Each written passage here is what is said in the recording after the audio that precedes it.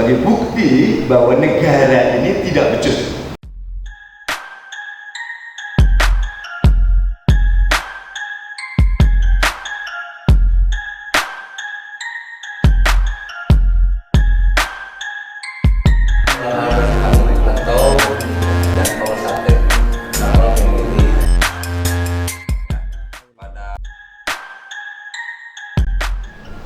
Bismillahirrahmanirrahim. Assalamualaikum warahmatullahi wabarakatuh. Hamdan syakirin lillah, la haula wala quwwata illa billah. Wassalatu wassalamu ala rasulillah wa ala alihi wa sahbihi wa mawala amma ba'du. Sahabat-sahabat yang budiman, seperti merek mobil saja budiman. Sahabat-sahabat peserta diskusi sesi ke-6 Pojok Alit, dan diskusi ini saya kira dibagikan juga, didokumentasikan juga di Pojok Alit Channel yang nantinya akan diupload di YouTube channel kami, yaitu Pojok Alit Channel.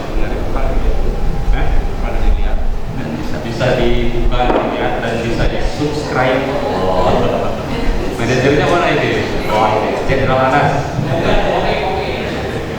Dan pastikan juga ini sudah subscribe semua Pojok Alit Channel. Hari ini kita akan berdiskusi tentang tema yang cukup menarik saya kira, yaitu adaptasi kebiasaan baru dan pola baru radikalisme agama di Indonesia.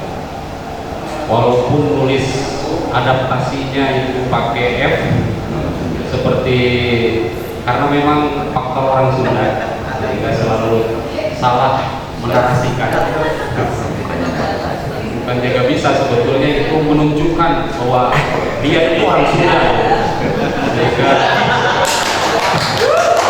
menulis adaptasi menjadi adaptasi, seperti menulis perempuan harusnya P menjadi F, senal harusnya senal jadi senal, ember jadi emer. Itulah orang Sunda. Jadi adaptasi kebiasaan baru dan pola baru radikalisme agama. Seringkali kita mengadaptasikan kehidupan kita menyesuaikan dengan pandemi ini. Kan adaptasi kebiasaan baru itu sesuatu yang tidak biasa di kita menjadi biasa karena didorong oleh wabah pandemi. Memakai masker dahulu itu seringkali ditunjuk kita ini sebagai orang yang ngapain sih memakai masker. Kemudian melakukan social distancing juga itu dianggap kebiasaan baru, ngapain sih kok jaga jarak. Padahal kebiasaannya kita ini guyup, sering berkumpul seperti ini, berdekat-dekatan sebagai bagian dari keakraban. Selepas sholat berjamaah juga kita seringkali melakukan salaman sambil kita sholawatan. Tetapi kebiasaan-kebiasaan lama itu kemudian tergantikan oleh kebiasaan baru. Keluar tidak harus disuruh lagi, tiba-tiba langsung saja memakai masker. Ketika di toko-toko atau di mal-mal atau di bank sedang ngantri di ATM pun tidak harus disuruh lagi, tiba-tiba kita langsung mengkondisikan diri kita melakukan social distancing misalnya. Itu adalah bagian dari adaptasi kebiasaan. Radikalisme agama dulu-dulu itu mempunyai polanya tersendiri. Misalkan seringkali melakukan dakwah dengan cara menarasikan dakwahnya itu dengan cara kekerasan, misalnya dengan keras, dengan selalu menggoreng isu, menjelek-jelekan pemerintah, menjelek-jelekan kelompok-kelompok lain, sehingga merasa benar sendirian, yang dianggap benar itu adalah kelompok dirinya sendiri, lalu melahirkan kekerasan atas nama agama, radikalisme agama. Walaupun kita sering diskusi, hati-hati menyebut radikalisme, karena diksi atau narasi radikalisme itu sebetulnya ada yang memiliki makna positif juga. bahwa radikal itu adalah berasal dari kata redik, atau berpikir secara radikal itu berpikir secara mengakar, ambil dari cara berpikir yang sungguh-sungguh, sehingga ketika berpikir tentang sesuatu itu dicari dari akarnya, begitu. Itu kan makna positif. Tetapi kemudian diksi radikalisme ini kemudian sudah mengalami perubahan makna, bahwa ketika diomongkan radikalisme agama berarti selalu didekatkan kepada kelompok-kelompok yang selalu mengekspresikan keberagamaannya itu berbeda dengan mayoritas di kita. Beragama dengan cara kekerasan, mengekspresikannya dengan cara kekerasan, atau dengan cara pendekatannya itu pendekatan yang tidak biasa. Nah, ini kita ingin melihat dalam diskusi kita kali ini, kita ingin melihat apakah pola radikalisme agama itu memang tetap saja atau memakai pola lama gitu, atau seiring dengan ada kehidupan adaptasi kebiasaan baru ini, apakah memang ada pola baru dari gerakan radikalisme agama ini.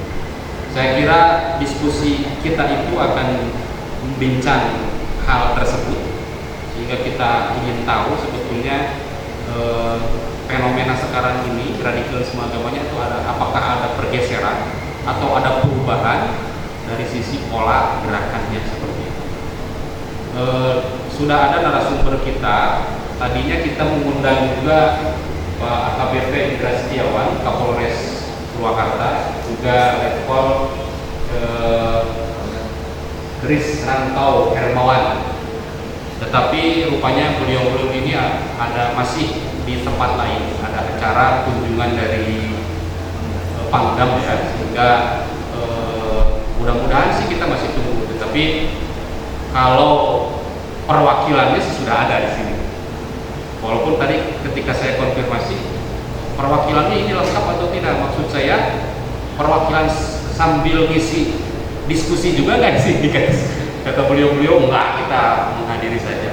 Alhamdulillah dengan dihadirinya pun ini menjadi bagian dari keberkahan. Dan saya kira dalam diskusi yang akan datang kita mudah-mudahan bisa berkenan beliau ini memberikan pencerahan juga bagi kita semua. Yang hadir di tengah-tengah kita ini Dr.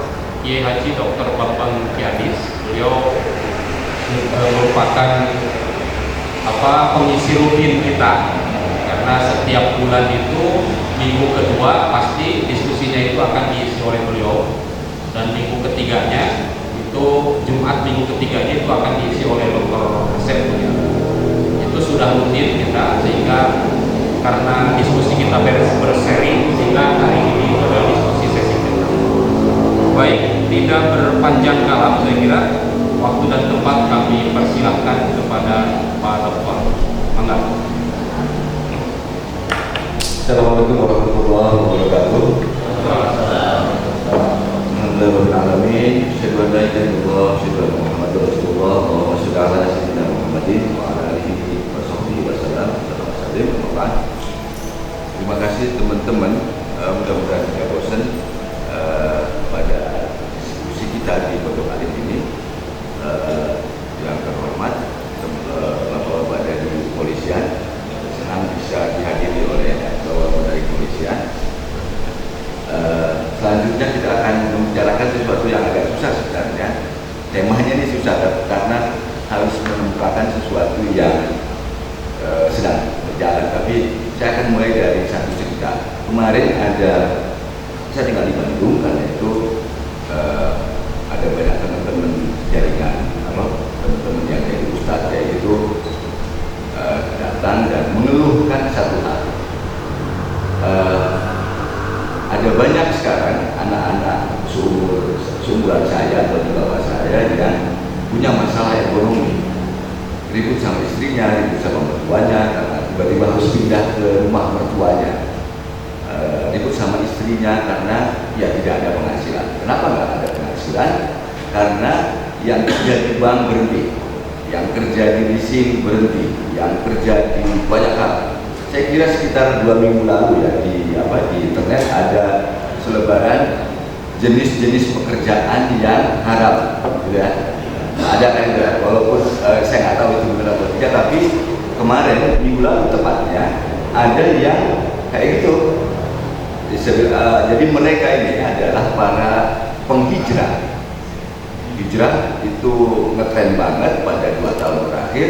Nah, salah satu ciri keseriusan berhijrah adalah meninggalkan pekerjaan yang terkait dengan riba, meninggalkan hal-hal yang berbau riba.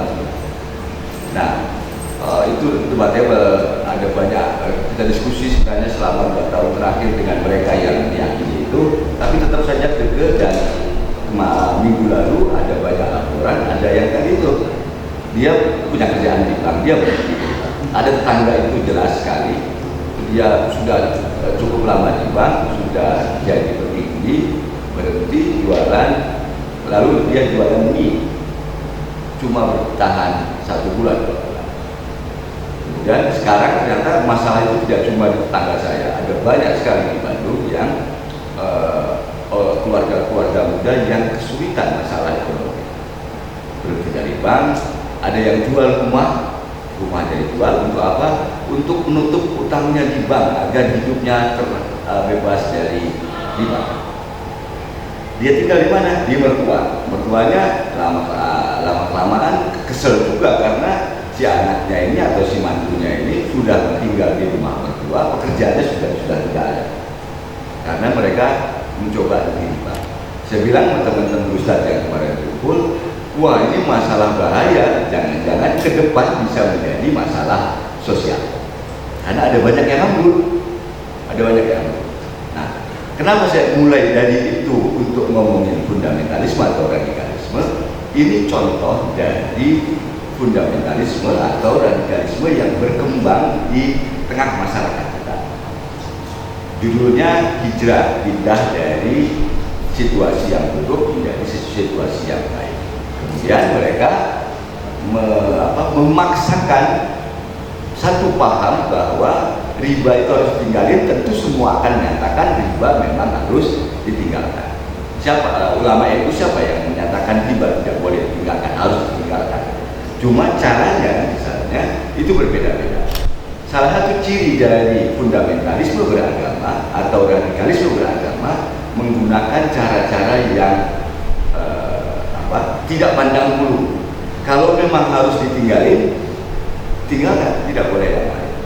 Padahal ada hadis, ada banyak contoh dari Nabi yang menetapkan satu ajaran itu berdasarkan pada proses.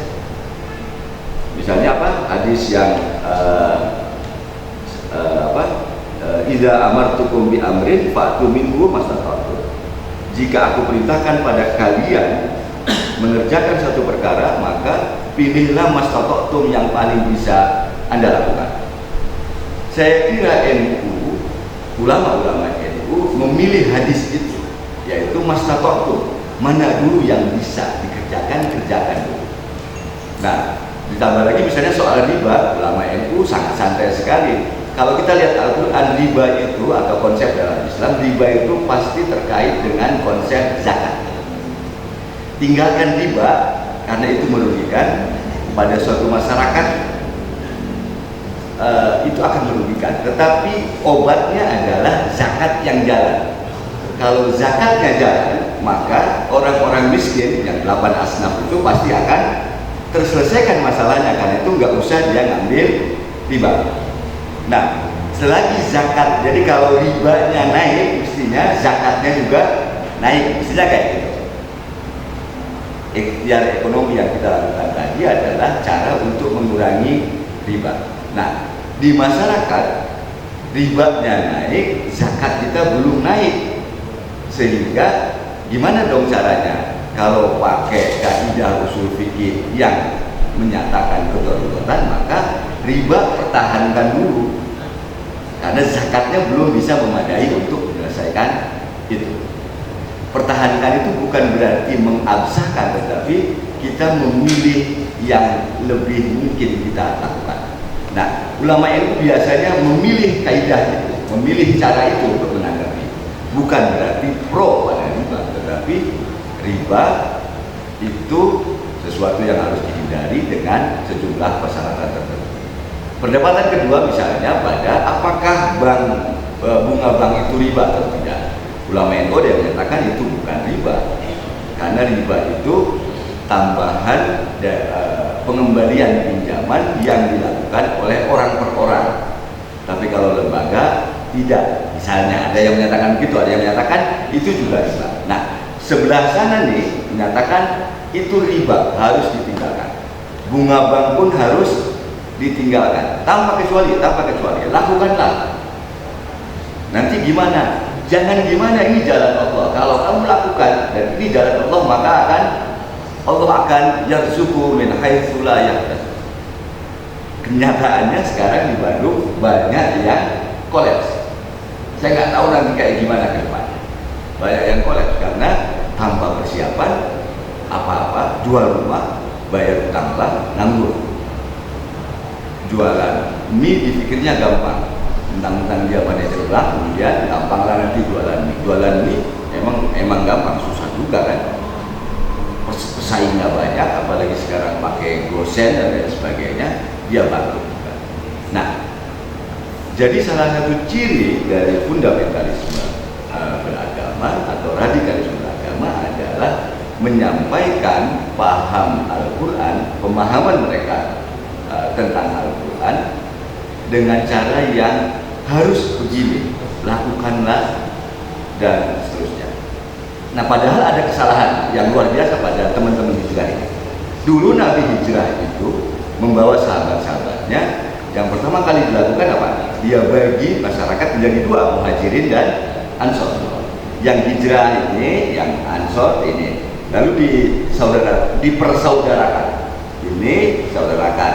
Kamu saudara sama ini, tolong urus yang hijrah ini. Ekonominya segala macam, kalau punya ladang, kasih ladang sama dia. Bahkan ada konon, kalau istrimu ada 3, bisa nggak salah satu kasihkan sama dia, karena dia nggak punya istri. Katanya begitu pada zaman Madinah. Jadi Nabi bertanggung jawab pada ekonomi para muhajirin dengan cara mencari saudaranya. Baru itu namanya hijrah yang dilakukan teman-teman sekarang ini. Hijrahnya tidak membuat rekayasa sosial, gitu kan? Dibuatlah muhajirin dan ansor. Muhajirin ansor. Nah, ya si ansor menolong secara ekonomi, dikasih rumah, ansor ini menolong ke muhajirin, kasih rumah, kasih pekerjaan, kasih bisa jadi istrinya atau anak perempuannya. Jadi kebiasaan orang Arab itu istrinya banyak. Sebelum turun ayat yang fankihu atau walakum minan nisa masna dan terakhir riba itu istrinya bisa 9, bisa 10 dan lain sebagainya. Setelah turun ayat itu sebenarnya itu diturunkan. Nah, karena itu istri bisa diceraikan dan diberikan pada yang lain. Kebiasaan yang lebih kacau lagi kan sebelumnya istri ayah itu bisa diwaris oleh anaknya. Jadi bukan ibu ya, istri ayah, istri kedua, istri ketiga. Jadi ibu-ibu seharusnya sangat senang di dalam ajaran Islam karena kalau jadi istri kedua tidak akan diwariskan. Karena istri kedua, ketiga itu dianggap sebagai benda yang bisa diwariskan, bisa dijual juga sebenarnya karena dianggap sebagai benda. Nah, karena itu jadi asbab kenapa ada yang istrinya diberikan pada itu sesuatu situasinya kayak gitu. Nah, balik lagi. Lalu yang muhajirin karena dia Islamnya lebih lama mendapatkan pengajaran dari Rasulullah Muhammad dari Mekah, dia punya tugas ngajarin yang ansor, yang orang Madinah yang Islamnya berusaha. Jadi ada rekayasa sosial yang membuat yang ansor merasa tidak berat menolong yang muhajirin tidak merasa malu juga ditolong oleh ansor. Begitu cerdiknya Rasulullah. Nah, kita akhir-akhir ini tiba-tiba menginginkan platform hijrah, tetapi rekayasa sosialnya tidak dilakukan. Tidak cuma itu, Nabi Muhammad karena tanggung jawabnya ini cuma ingin menunjukkan bagaimana konsep yang sama itu berbeda pada zaman nabinya begitu, sekarang begini.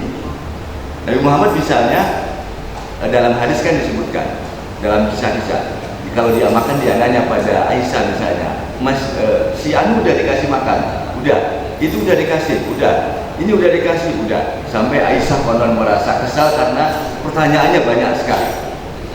Semuanya sudah. Daging yang ada di depanmu itu adalah sisa setelah dibagikan pada teman-teman.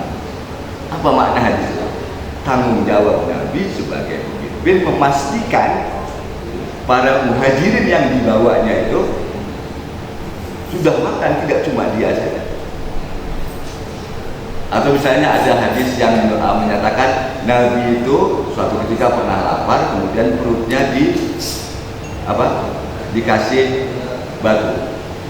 Itu hadis-hadis di awal waktu di Madinah. Maka diduga itu adalah toleransi Nabi pada nasib sahabat-sahabatnya. Dia lapar, sahabat-sahabatnya juga pasti lapar. Kalau dia minta ke orang Ansor pasti akan dikasih, karena dia Nabi, karena dia pemimpin kan. Tapi kalau minta paling cuma dapatnya untuk dirinya sendiri. Karena itu dia memilih untuk menahan lapar dan menunggu saat makan bersama dengan sahabat-sahabatnya agar sama-sama merasakan hal yang sama. Nah, balik lagi.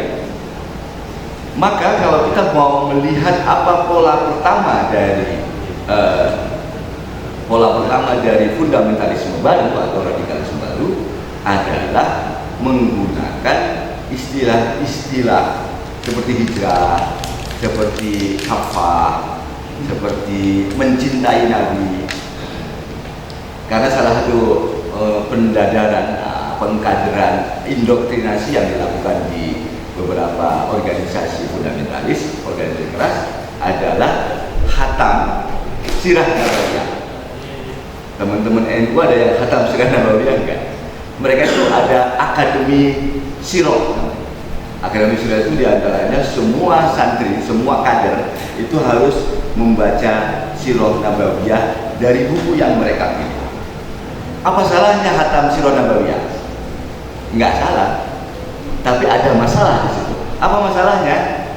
Masalahnya buku sirah nabawiyah yang berkembang lebih banyak kisah perangnya daripada kisah yang lainnya.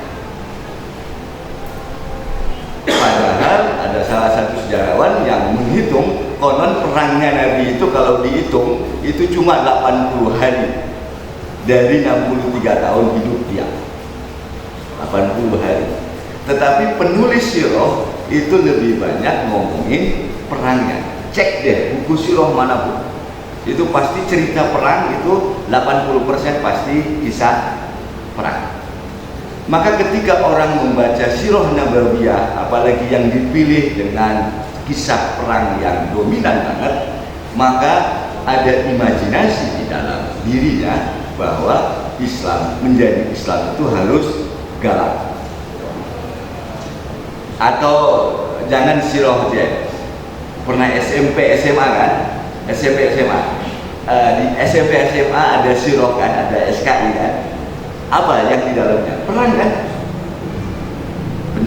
Kisah Umayyah apa? Pasti penyerangan ke Mesir, penyerangan ke, penaklukan ke seterusnya. Waktu Abbasiyah, penaklukan ke Spanyol, penaklukan dan seterusnya.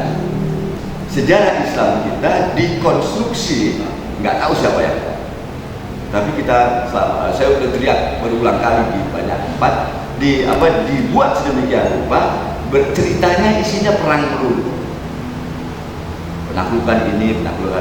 Padahal kan bisa sampai orang tidak tahu kalau Syafi'i itu hidupnya di zaman siapa ya, nggak ada yang tahu. Imam Hanafi itu hidupnya di zaman siapa ya, nggak ada yang tahu kan. Imam Maliki itu hidupnya di zaman siapa, nggak ada yang tahu. Sejarah Islam kita kalau ditanya anak-anak SMP, anak-anak SMA pasti tahu kapan penaklukan Persia. Tariq bin Ziyad yang penaklukan Spanyol pasti tahu.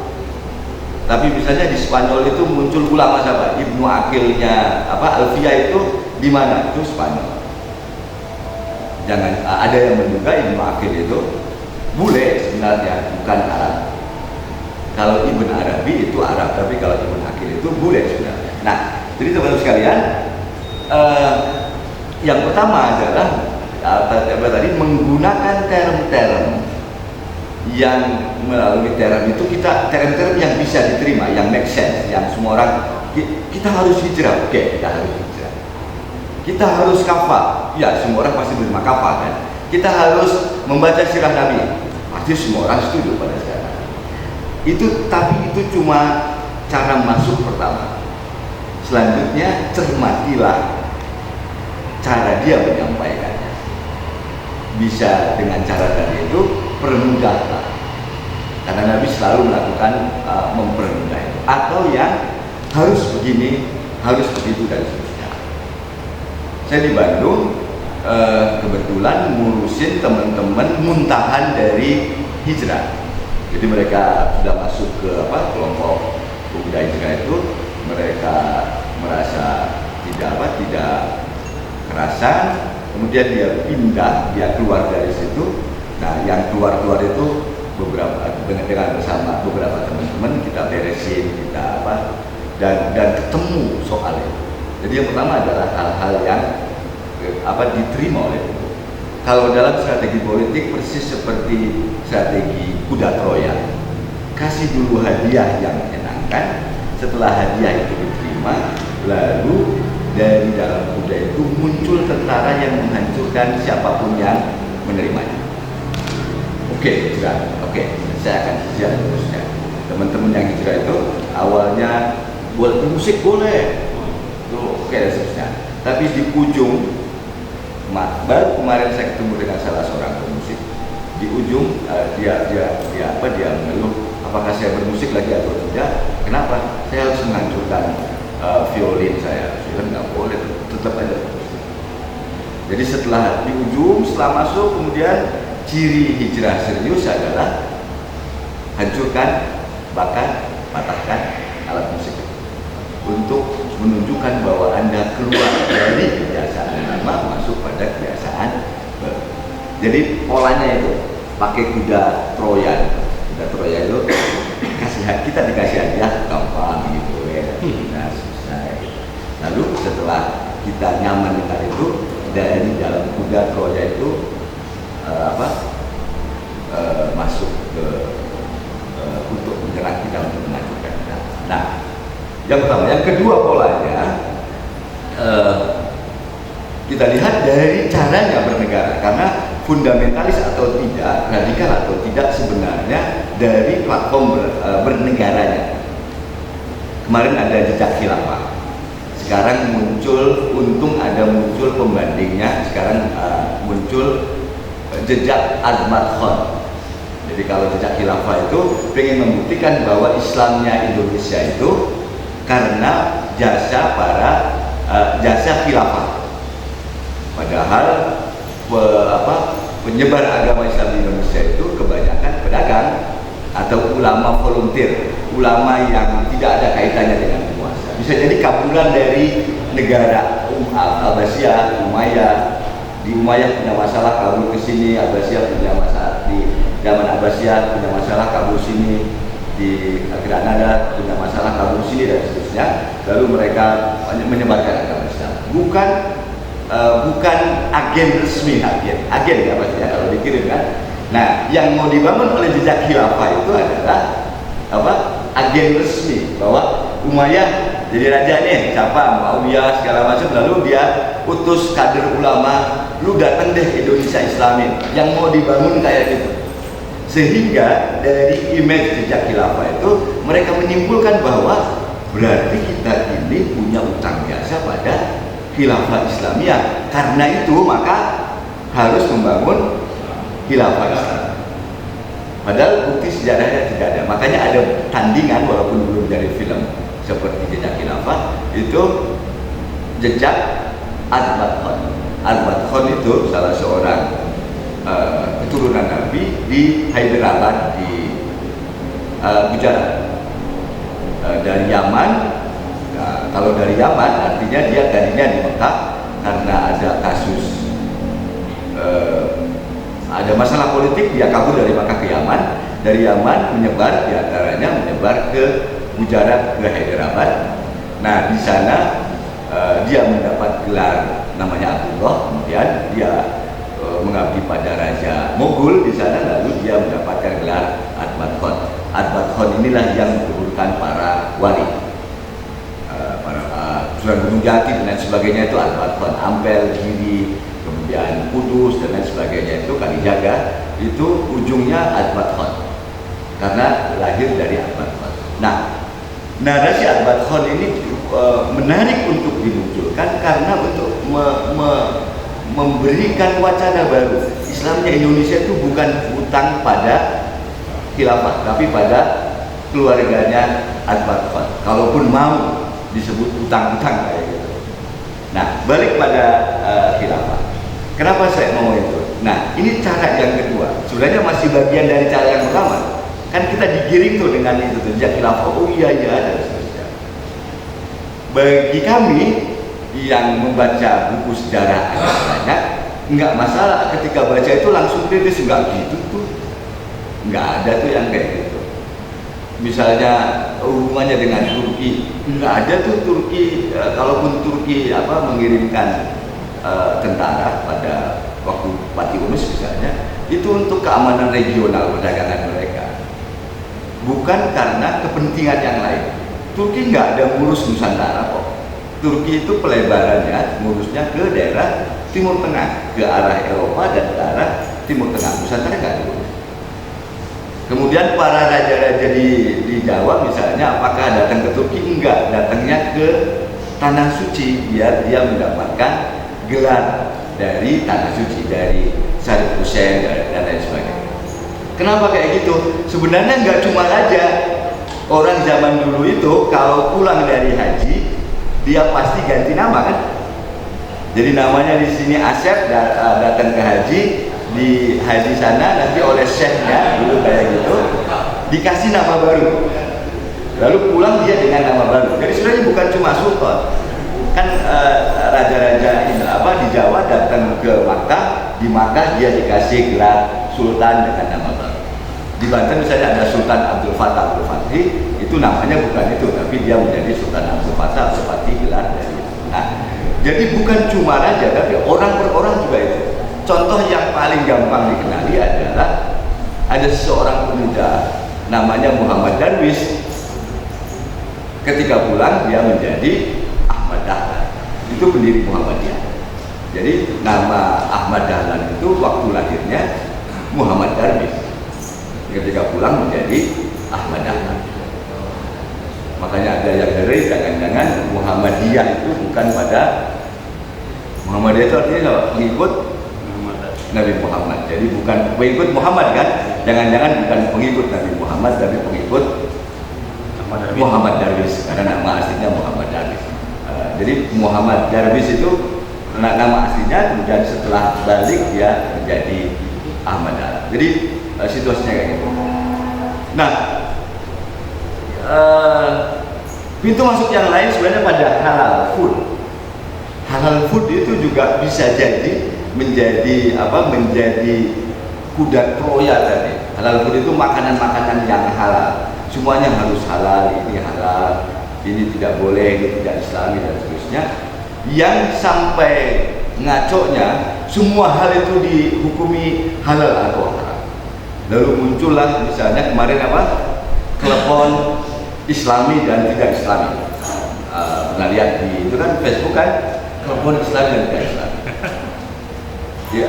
Jangan beli kurma karena jangan beli telepon karena telepon tidak islami, mendingan beli kurma. Itu kan gila. Sampai sekarang masih belum ketemu siapa yang mengirimkannya, tetapi saya bilang saya pernah nulis, kalaupun itu ditulis oleh orang non Islam itu ditulis untuk meledek karena kebiasaan banyak orang yang semuanya dihukumin, ini islami, ini enggak islami, ini halal atau tidak haram dan sebagainya. Nah, pola-pola baru itu tentu ada banyak lagi, nanti kita bisa diskusikan. Pola-pola baru itu muncul dalam bentuk yang Menteri Agama kepleset ngomongnya, dibawa oleh anak-anak muda yang good looking.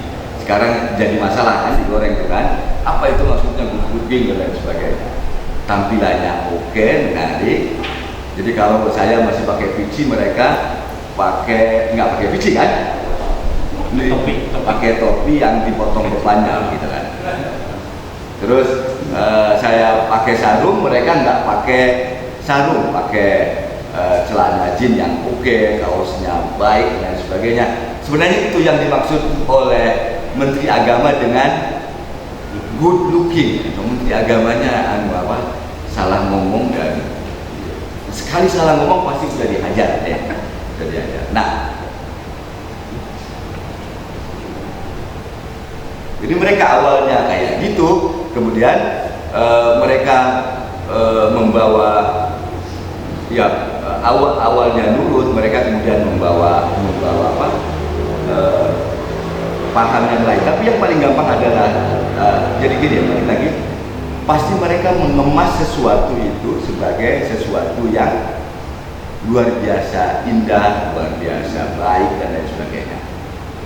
Kalau kita lihat di media internet, di media online, uraian-uraian video-video yang mereka buat itu pasti lebih bagus daripada video yang kita buat.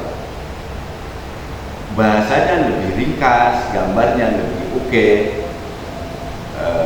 sehingga siapapun yang mendengarnya pasti akan, oh ini oke, ini benar, ini gua banget, memang kayak gini nih mesti. Nah, karena itu daerah edarnya adalah internet online, YouTube. Saya di pertemuan pertama atau kedua saya sudah menyeru, mari kita ramaikan YouTube kita. Pojok Alif ini kita buat YouTube-nya, apa aja terserah. Kan jelek, nggak sebagus mereka, nggak soal. Yang penting ada pengimbang. Jadi ketika mereka masuk, mereka mencari sesuatu yang, jadi buat aja tema yang sama, mereka buat A, kita buat A. Nggak apa-apa kita lebih jelek pada awalnya, tapi itu menjadi pengimbang. Karena ketika mereka mencari di YouTube misalnya hukum Mahalul Qiyam atau hukum tahun baru misalnya, mereka kan nyari tuh, kita juga buat, mereka buat, kita buat. Nanti ketika mereka nyari, nanti kan ada dua pilihan tuh, yang mereka buat dan kita buat. Nah, kalau ada dua pilihan, mudah-mudahan mereka melihat dua-duanya, sehingga mudah-mudahan mereka bisa, paling tidak ketika melihat tayangan mereka penonton ini tidak percaya 100% karena ternyata ada pendapat yang lain. Nah, yang repot nih, di media massa tidak ada pengimbang. Ketika anak-anak muda nih, SMP, SMA mencari sesuatu, mereka cuma dapat dari satu suara, dari UFIT. UFIT itu produsen yang produsen HTI kalau nggak salah itu. Trans TV itu ya? Nah, UFIT itu, UFIT TV itu platform TV online yang lain belum pikir dia udah buat. Termasuk film anak-anak yang kakinya palsu itu, Nusa ya? Nah, Nusa itu Felix Xiao di belakangnya, jadi itu HTI di belakangnya. Dan kita lihat, keren banget kan filmnya. Ibu nonton pasti karena punya anak yang nonton itu keren banget kan, mengalir Islami dan seterusnya. Mungkin berdoa, anak gua mendingan kayak si itu dari Nusa dan Rara deh, kok saya anaknya nggak seperti Nusa dan Rara. Cara masuknya memang selalu kayak gitu, bagus, kasih hadiah, tapi masuk lebih dalam itu pasti akan ada jebakan lanjutnya. Dan jebakan itu dimainkan pada platform sosial media. Maka syaratnya yang pertama adalah kita imbangi. Mereka buat tema A, kita buat tema yang sama. Jelek nggak soal, karena kita niatnya untuk memberikan pengimbang. Kenapa pentingnya? Apa pentingnya memberikan pengimbang? Tadi itu beragama itu kan tidak satu, tidak kayak tadi bunga itu kan ada pendapat yang banyak tentang riba kan. Kalau cuma menerima satu pendapat tentang riba, maka dia akan memutlakkan, lalu akan memaksa orang menerima satu pendapat. Tapi kalau mereka menerima pendapat yang berbeda tentang satu masalah, mereka jadi mikir, ternyata ada banyak pendapat, berarti kita boleh milih ini, bisa milih ini, toh ada penanggung jawab dari masing-masingnya. Filosofi dasar ilmu kan itu, Pak. Kita boleh memilih yang manapun, yang penting ada penanggung jawabnya, kan gitu, Pak. Dan kita tidak diizinkan untuk memproduksi kebenaran baru. Kita mengikuti kebenaran yang sudah ada penjaminnya di atas. Jadi sekali lagi, buatlah Bapak, ibu-ibu buat juga sebagai pengimbang. Tapi memang harus ada satu orang atau dua orang yang melihat mereka buat ini, apa kita buat. Mereka buat ini. Nama judulnya boleh sama, misalnya temanya misalnya, atau pendapat lain tentang hijrah, pendapat lain tentang riba, pendapat lain tentang dan seterusnya. Nah, siapa yang ngomong? Yang paling gampang adalah membaca kitab atau membaca buku. Kalau memang tidak berani ngomong sendiri, bacalah buku. Kemudian saya akan bacakan buku. Itu nggak soal di media sosial. Saya akan membacakan buku tentang apa? Ini ada buku menarik loh tentang riba. Ini bukunya ini. Saya akan bacakan bagian tentang ribanya ya. Dibacain kayak gitu. Itu udah selesai, nggak usah repot-repot. Jadi nggak ada alasan, wah saya kan nggak ahli agama, nggak usah juga. Yang penting ada tanggung jawab untuk memberikan perimbangan. Nah, saya mau tambahin satu lagi. Jadi yang soal kemudian yang kedua selain paham keagamaan adalah paham negara yang khilafah tadi itu. Orang teman-teman radikal itu memiliki paham bahwa negara ini harus khilafah. Sementara teman-teman seperti NU dari dulunya menerima Pak Indonesia ini sebagai negara Darul Ahad dan Darul Syahadah. Darul Ahad itu tempat perjanjian. Madinah itu dalam tafsirnya warga NU ulama itu disebut Darul Ahad karena dibangun berdasarkan perjanjian Madinah. Lalu dengan perjanjian Madinah itu Rasul dan sahabatnya menjaga, melestarikan, mengembangkan, membangun Madinah. Orang Kristen ada di situ ada, orang Yahudi ada di situ ada, penyembah berhala masih ada di situ, masih ada. Selagi mereka tidak mengganggu keutuhan Madinah, Nabi masih melindungi. Karena dasarnya adalah perjanjian Madinah itu Darul Ahad. Indonesia itu Darul Ahad bagi para ulama NU karena dimulai dari BPPKI. Semuanya kumpul, semuanya merumuskan negara kita apa, mau negarain apa, beragama atau tidak beragama dan seterusnya. Itu lebih keren daripada negara Turki. Turki melepaskan diri dari kekhalifahan tahun 1922 dengan tetap ini negara sekuler dalam undang-undangnya. Kemudian di bagian karena ada protes dari 1922 ya, jadi sebelum kita merdeka. Lalu karena ada protes dari pihak Islam 1922 itu Kemal Pasataturk menjadi presiden. Debat pertama itu tentang kekhilafahan ada atau tidak ada. Kata Kemal Pasataturk, Raja Turki ini jabatannya dua, khilafah dan raja. Karena saya sudah jadi presiden, maka dia tidak jadi raja. Gelarnya raja itu dicabut. Dia hanya sebagai khilafah, simbol pemimpin negara-negara Islam di dunia. Seperti dulu khilafah di Abbasiyah itu simbol dari pemimpin raja-raja kecil di seluruh dunia. 1924 Kemal Pasataturk membuat undang-undang baru yang mencoret kekhilafahan. Lalu Sultan Mahmud II diusir karena pindah ke Swiss setelah itu. Dan di Indonesia ribut tuh memikirkan khilafah kayak gimana. Dari 1924 sampai 1926 itu banyak sekali kongres umat Islam di Indonesia. Kenapa? Karena 1924 tengah itu Wahabi menawarkan kita buat kongres umat Islam dan kita buat khilafah baru, dan khilafahnya harus Arab Saudi. Secara bersamaan 1 bulan atau 2 bulan kemudian di Mesir juga menawarkan kongres umat Islam harus di Mesir, dan yang jadi khilafah, yang menjadi pimpinan khilafah harus Mesir. Ada 2 rebutan. Di Indonesia juga kemudian menyambut itu dengan kongres umat Islam untuk memperdebatkan khilafah ini perlu ada atau tidak ada.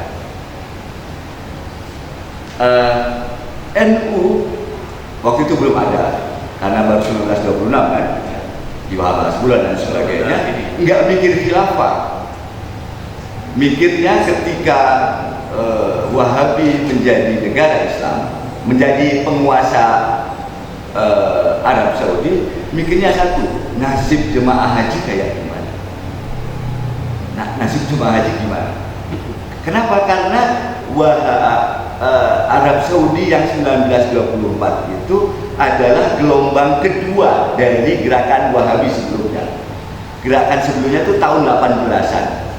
Kakeknya si Raja Saud yang 1924 itu pernah menyerang Ka'bah dan Madinah, Makkah dan Madinah, dan sudah melakukan penghancuran. Karbala dihancurkan, Madinah dihancurkan. Itu tahun 18-an. Nah, veteran tahun 18-an itu yang kemudian orang Indonesia yang dia orang Minang balik lagi ke Minang, namanya Haji Miskin. Dia yang menjadi penyebab perang Padri.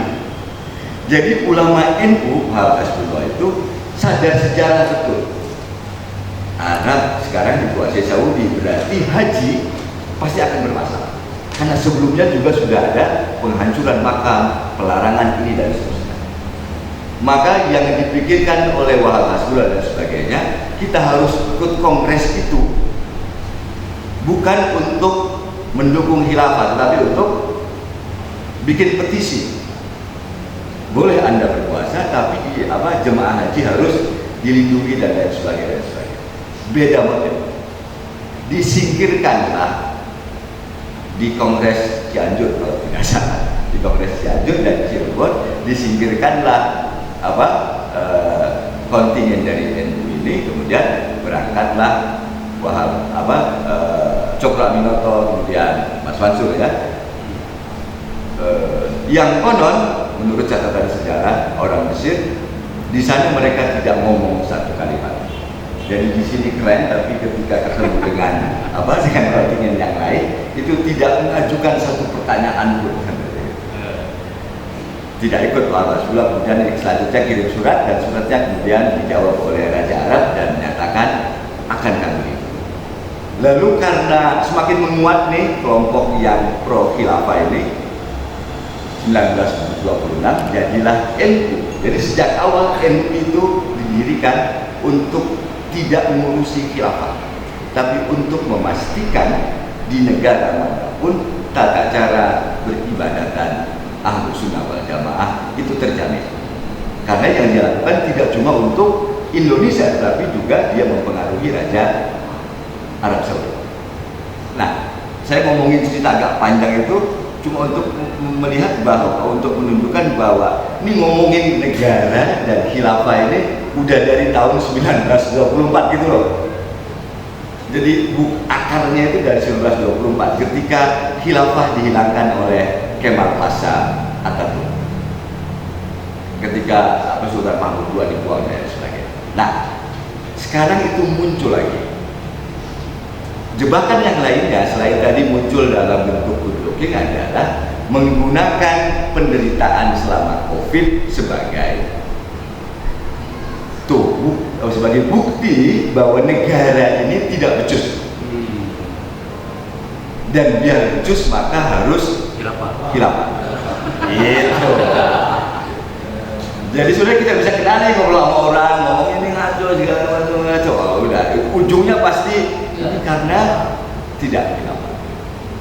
Jadi bencana ini menjadi jualan baru untuk makanya kalau milih dan sebagainya. Saya jawabnya sederhana aja. Saya setuju pada Anda. Kalaulah tidak seluruh dunia, tidak seluruh negara di dunia ini yang melakukan kebijakannya. Bapak Ibu tahu nggak?